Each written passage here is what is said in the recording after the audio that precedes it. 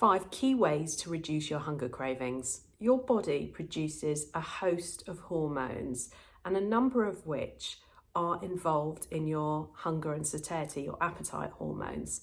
An example of this hormone is ghrelin, the hunger hormone that controls your appetite, food intake, and combined with growth hormone, your fat storage too. Cells in your stomach release ghrelin and send signals to your brain that it's time to eat. The more ghrelin in your bloodstream, the greater your appetite and the more you'll want to eat. After you've eaten, your ghrelin levels will drop and they won't rise again until your body starts searching for energy. Now, if you're struggling with your weight, you may be thinking, I need to do everything I can to keep ghrelin down at all costs. But actually, ghrelin does do an important job in your body. It helps you to know when your body needs nourishment and also helps with the enjoyment of food factor, which society today, that's something that's often left out of the equation. Now, problems can arise if the intricate balance between your hormones gets disrupted, and your food and lifestyle choices can play a role in this. This doesn't mean turning to calorie restriction or any other dieting. Let's take a look at what you can do to help to keep your hunger cravings in check. Now, firstly, this may sound obvious, but are you actually eating enough food? I often find with my clients when they first come to work with me that they're often not eating enough.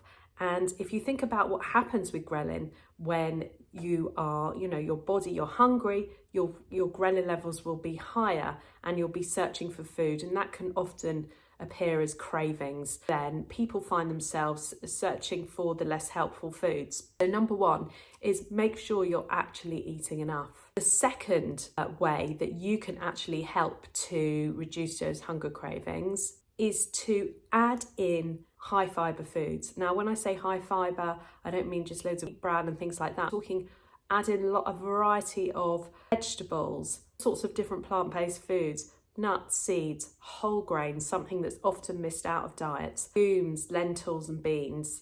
All of these things are rich in fibre, and by adding these in, you actually end up often displace a lot of the less helpful refined carbohydrates, which we see spike your blood sugar and often get you craving and searching for different foods.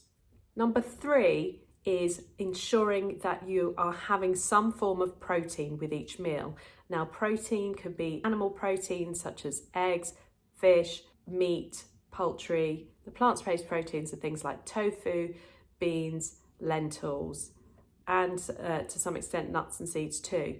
Protein actually delays gastric emptying, so that actually slows the release of carbohydrates and simple sugars into the bloodstream. So that's really helpful if you can team your every meal or snack with some form of protein, then that helps to reduce those hunger and cravings going forward and helps you to feel more satisfied.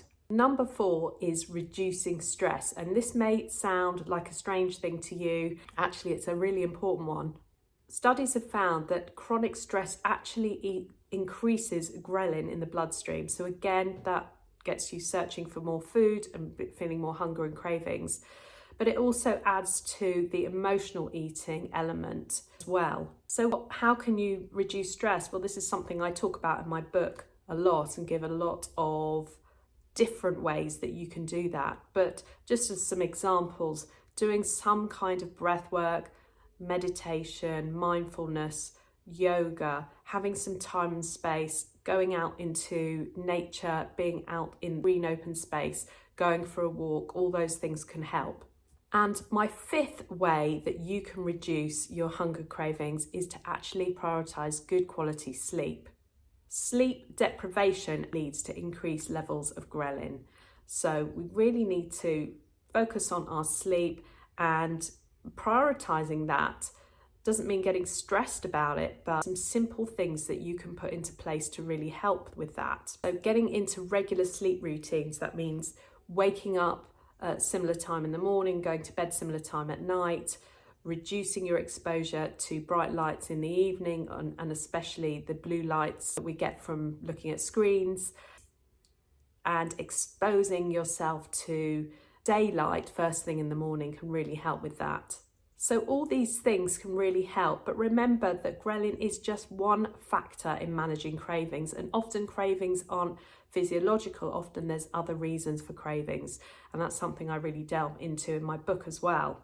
As you may know, I work with many clients who particularly struggle with binge eating and emotional eating, even bulimia, and this often plays a role, and I often see how just making some of these small changes can initially really make a big difference and help them on their healing journey. So I recommend trying these 5 things, and I'd love to hear how you get on.